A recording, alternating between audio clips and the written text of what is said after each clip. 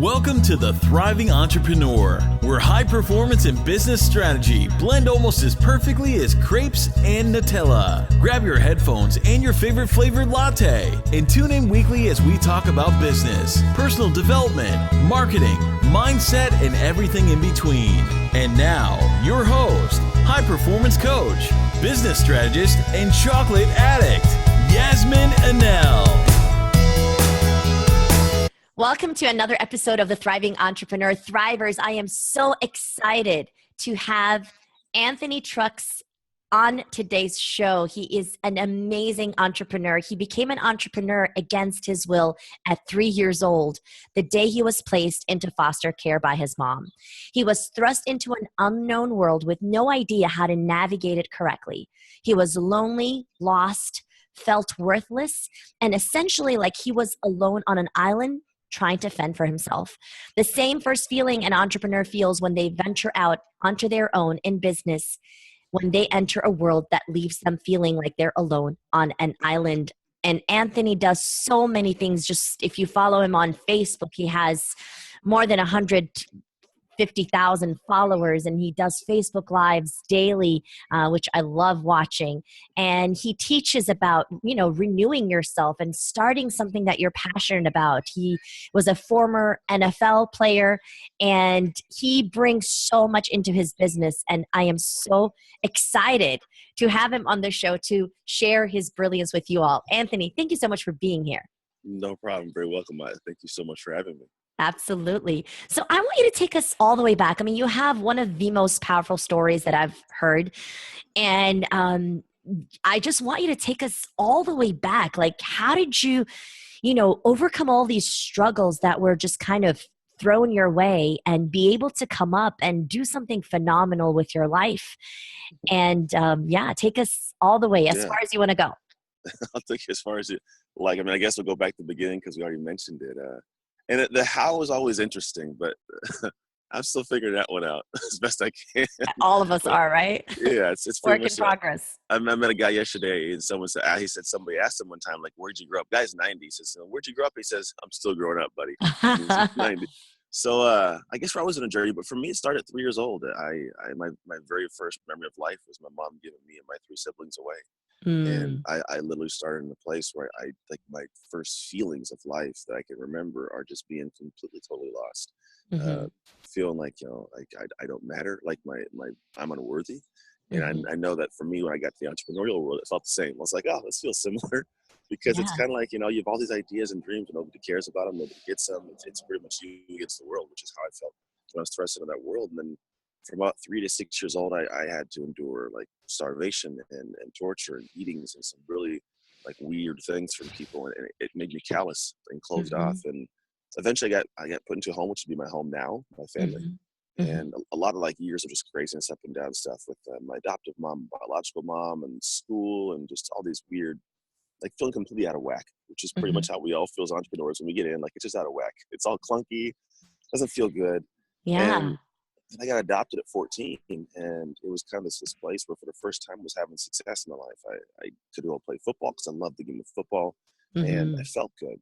I had a pillow. Like I knew for the first time that tomorrow I sleep in the same bed that I woke up in this morning. And that was something I didn't have for 14 years of my life that I can remember. And that's when you were 14, it's when you, after that, like that's when you started playing football, correct? And then eventually earned a college football scholarship, right? And, and eventually play in the NFL. Like that is like amazing. Yeah, it turned out that way, but it was accidental. To be honest, I don't know if accidental. I was at 15. I'd played football for 2 years at that time, and I sucked. I was horrible at it. And my mom got diagnosed with multiple sclerosis, so I was like in a bad place. Just my family was dealing with a crazy struggle. My older brother went for the military, so at this time it's like most entrepreneurs, we do something, or us people in life, you start winning and you're doing well, but then all of a sudden this thing you love become difficult, and you're like, I don't know if I want to do this anymore. Which was football for me. Like I love the game. It's like, I don't know if I want to do this. And I remember I was like, pretty much gave up. I was like, I'm throwing the towel, and I chalked it up. I was sleeping in class. I was like, my grades gonna go down. What made you stick to it? This girl, some girl I don't know. And it was wasn't she a cheerleader? No, not like that. It was a girl who was in a class with me, and I don't know who she is. I couldn't pick her up at a crowd. But I Hmm. was sitting in a chair, it's a desk in the back right corner of the room, and our teacher, Mr. Howell, had a couch next to the chairs. And the girl was talking to another girl, and I'm like under this blanket. It was pretty much a blow up blanket, put like a jacket. And I Hmm. was like kind of like half sleeping, eating a bag of Cinnamon Toast Crunch. That was my breakfast in the morning. And she says uh, the reason I'm so bad is because I'm in foster care. And it was Mm. like this really like serious, like just I'm internal sorry, shift for repeat me. I'm that like, because oh it was man, it was somehow cut off. What did she say exactly? oh. And I wanted She the said, people. yeah, she said the reason I'm so bad is because I'm in foster care. Mm. And it was like a really like internal shift because I realized I sounded like that and I did Mm. not want to sound like that. So I Yeah. was like, I'm gonna start working, and that's when everything turned over. Mostly, but I didn't believe I could make anything out of my life at that point. I just knew that the only way I'm gonna get out of here is if I work. There's no Yeah. guarantee I'm gonna be successful, but if I don't work, I can guarantee I won't. And I I turned love that everything on. attitude. It's so, so powerful at such a young age. You were like 15, right? Yeah, well, I just got fed up. I'd lived too much like unstable lifestyle, too much Mhm. unhappiness, too much lack of joy to just deal with it anymore. And I totally just got fed up, and so I started working. And the cool part is, it turned into something positive, which is usually what happens when you choose to work hard. Yeah. And And turned you're over. one of the, I want to just kind of hop in there and mention, you're actually one of the people that I'm interviewing today. I'm interviewing a bunch. I like to kind of do it all in one day. You're the only one that I actually met in person. Like I know you in person, Yeah, and you really do embody this. Like when I see you in person, I feel that energy, that joy, that happiness, and that, that I can see you're full of purpose. And it's so amazing to like be able to hear your story.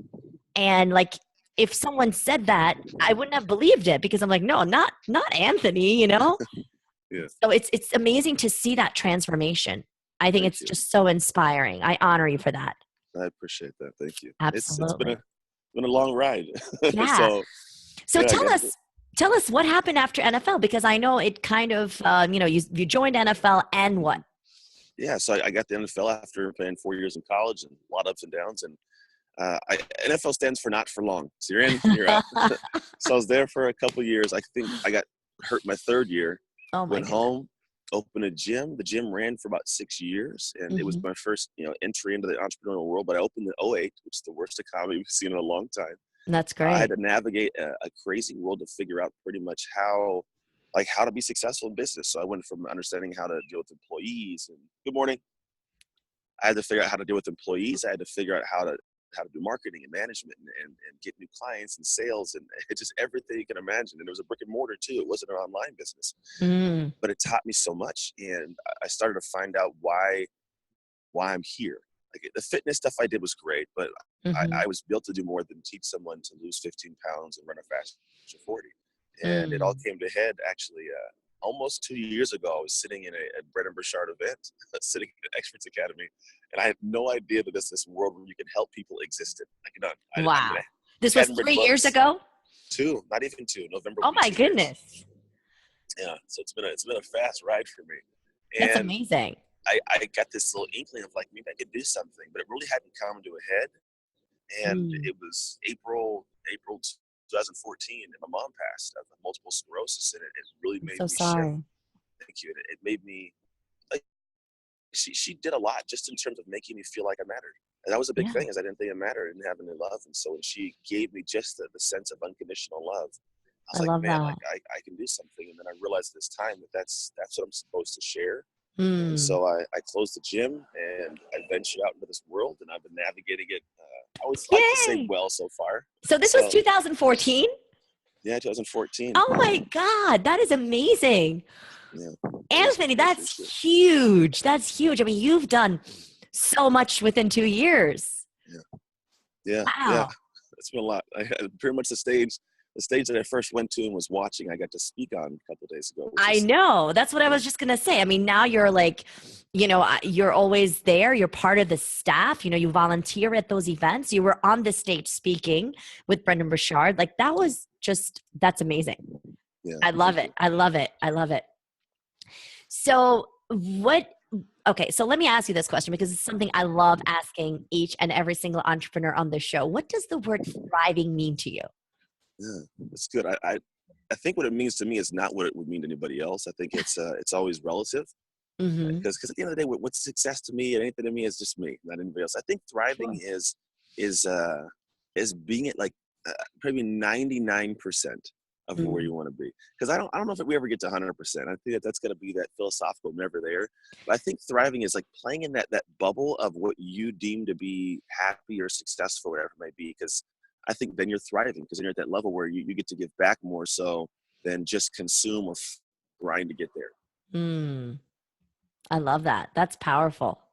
That's powerful. And yeah, it's never that 100% because it's always like work in progress, right? There is always that Always. next level. You know, Yeah. I mean, I'm a high performance coach, so I work with people who are pretty thriving, pretty Yeah. dang awesome. You know, people from outside would be like, why are you having a high performance coach? Like, don't you have enough? You know, Yeah. don't you have It's enough always extra success? level. Yeah, there's always that next level. I mean, it's never 100% because that would be, I guess that would be heaven, right? Like, Yeah. that's where you Right. have everything. You know, everything is just Yeah. perfect. So, I love that. I love that. So I want you to tell us, you know, we spoke about times that you were not thriving. You know, I love to, you Yeah. know, talk about those times, but the times that you are thriving, like what does it look like in your life, you know, in your business? So Mhm. tell us about those times. When I'm thriving? Yeah, like tell us about the times that you've had a lot of huge success. I know Yeah. most people don't want to brag, but I want to hear about your successes. Like what has worked in your business and why do Yeah. you think it has worked? Like kind of reverse engineer in a way. Yeah. So that way, for those who want to reach that next level, for those who Yeah. want to have some success in their businesses, maybe they can implement some of those tools and strategies and Yeah. kind of have that success. Well, let me preface it with this. What I'm able to do is because I'm Anthony. Now that's Of and it's course. not like you can't do this, but I also whatever you can do, I can't do. Right? Mm-hmm. It's just that's the reality of it. But I think there are some overarching things that have helped me. I am consistently Anthony. Mm-hmm. Consistency is the most important thing I think in anybody's life or business, especially when it comes to business, because there's things that we'll try and we'll be like, it's not going to work. But it's kind of like that whole thing of like, there's the picture of two guys digging for diamonds, and Mm. one guy gets farther along and he stops. There's a humongous pile of diamonds behind it. And what Mm. people do is they get this idea that could work for them, but they don't dig far enough. They don't put the work in consistently to get the gold out of it. And then they shift to do something else, and then they never go back to it, and they can't Mm. figure out why they're not successful. So I think consistency is the greatest asset we have, from marketing to how you treat people to how you develop the products to how you consistently learn and educate yourself to be better overall. Mm. So I think consistency is the biggest one. And then I think what sets me apart is like what my business is and the message that I carry and embody, which is trust your hustle. I I think a love that. lot of us, we have this like clear understanding that if we're going to get something, we got to hustle. We Mm-hmm. don't trust it. That little voice always says, I don't know. And we don't What take if those it doesn't work uncomfortable leaps out? all the time. I get that. Right. I still get it. But when I Sure. get it, I'm so aware of it now that I'm like, Mm. shut up. And I just keep going. So I think that the cool thing is that is a humongous, I think, beacon saying that's where you should be. When you get to that level, you're like, I don't know if I can do that or should do that. You Mm. wouldn't be thinking of doing that thing if you didn't know it was important for you. Or if Yeah. it would be, if we're like when we're scared of something, I wouldn't be scared of the same things you're scared of, and you'd only be scared of them because they're important. And you're scared Mm. of failing at something that could be great for you. So that's why those things pop up. So those aren't things that are red flags, walk away. Those are like Mm. beacons of run full speed at me. Yeah. And so I tell people, like, when you see that, run full speed at it, trust that you can accomplish it. And Mhm. once you do, the next time something like this pops around, you have more trust, you have more inset belief, and you'll tackle more and more and more. And that becomes how you just consistently operate in the world, and you'll see more things unfold positively for you. That's how the last 2 years have run for me. I closed a gym that was making me six figures. I was consulted for six figures, stopped doing it, and Wow. sprinted. And every time I got to a point where I'm like, I don't Mm. know, I was like, let's do this. And little by little, it's turned into something amazing for me. I love that. I mean, that takes guts, right? And that's what entrepreneurship is all about. Because, Yeah. like, I did the same thing when I was a professor. I used to teach English and public speaking. And, you know, from the outset, everybody was like, wow, that's really awesome. You know, you're teaching at a pretty awesome university and, you know, solid job and whatever. But for me, there was that something missing. Yeah. And once I found what it was, and it happened very similar to yours, because Experts Academy was my first event also by Brendan. And that was 2012. And that's when I discovered, like, I was like, I could actually use everything that I know Yeah. and create something that I'm really crazy passionate about. You know, because I love teaching, but I didn't love teaching what was kind of given to me and I was kind of forced to teach. You know, you can't really play around with the curriculum much. So I had to teach what they taught me. And I was like, wow, this is really powerful. So I love that you mentioned that. So let's talk a little bit about the Trust Your Hustle brand. Yeah. So is there a framework? Like, I mean, Yeah. it's great. I love the name, but like somebody might be like, well, how do I trust my hustle? Like, how do I do it? Yeah. It's always So, the how. yeah. Tell us the how. Like, how Yeah. can one trust their hustle? Well, there's actually a quadrant framework I have, which I don't have in front of me, so it's difficult to even give you the picture. But imagine this. It's layers. It's all about layers. And I start with saying that the first levels is to look at it conceptually as if we want to get anything done in our life, we have to have this incredible faith, which is not religious faith, more like a no.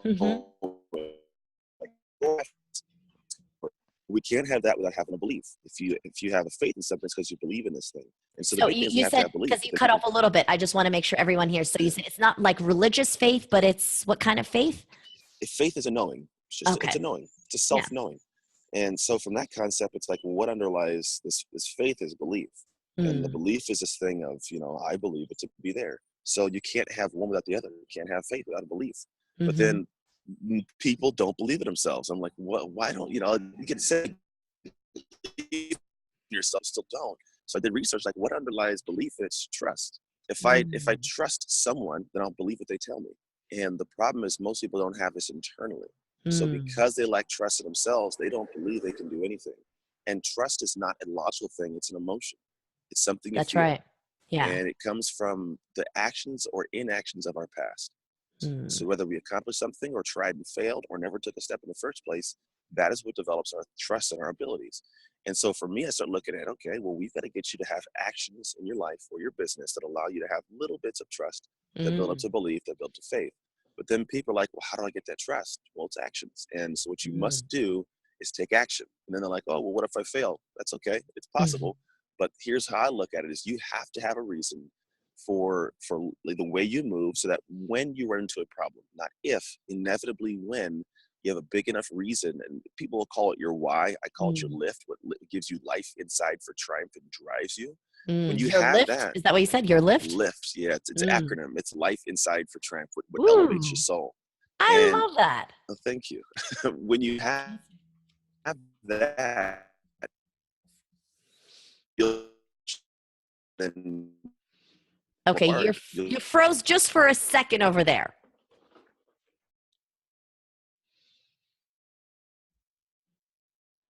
Anthony, are you still with us? There? Hello, hello. Okay, I can see you right now. Okay. Oh, all right, I'm back. Yes, you froze for a sec. Sorry. No, it's okay. But yeah, so at the end of the day, you have to have a reason to push, and then you'll inevitably win. I mean, it's if you never stop and you're consistent, and even if it's a small one, you'll inevitably win. But it's the people who keep pushing and eventually stop when they could have won if they kept moving that now have a lack of trust, and they can't have the belief, they can't have faith. So trust your hustle. It's all about finding that deeper reason, setting up a structure that allows you to move different like levels, different places, and you work. And so for me, my actual structure of trust your hustle is the phases that are see, sacrifice, sustain. You have to see what's going on in your life, even if it's things you don't want to see. Find out what you have to sacrifice to get success, and then sustain that over the long haul. I love it. I love it. So it's faith, belief, trust, and action. Yeah. Awesome. Awesome. That's beautiful. That's beautiful. Trains. For anybody wondering, I'm actually outside in a kind of a foreign city. I had to move back from Costa Rica because of a family emergency. So I'm literally standing out in front of someone's house that happens to have Xfinity Wi-Fi, and that's why. Oh, it's great. So this is life, real life. That's it. And that's what I love about it. You know, that's what I love about connecting with different entrepreneurs. I was just interviewing another entrepreneur in Bali, and it's amazing to be able to, you know, talk to so many different people. Yeah. It's great. Well, thank you so much. So I just want you to give us this final words of advice, especially those who may just be starting out or who may be really struggling. Like you said, I mean, a lot of people are just afraid of that failure, right? But Yeah. most people don't realize that if you really want to 10x your success, you have to double your rate of failure. Yeah. Like you have to be failing at some things. And Yeah. I don't really see it as a failure, but it's just lessons that you're learning along the way. It always is. And I mean, if you don't attempt, you're not going to fail. And that means you're not going to have anything, right? So it's like, okay, so you don't get anything because you haven't tried because you were too scared to even try. I was talking to a client yesterday. So I do high performance coaching and I also do business strategy. And I was helping, and specifically I help people like launch their online courses because that's something where, that's what took my business, to the next level. Yeah. And so she was just like, well, what if no one buys? Like, okay, I'm putting all this effort, I'm doing all these videos, but what if no one buys it? Like, what if my launch totally flops? And I'm like, okay, but you won't know that until you put it out there, Yeah. Like, yeah.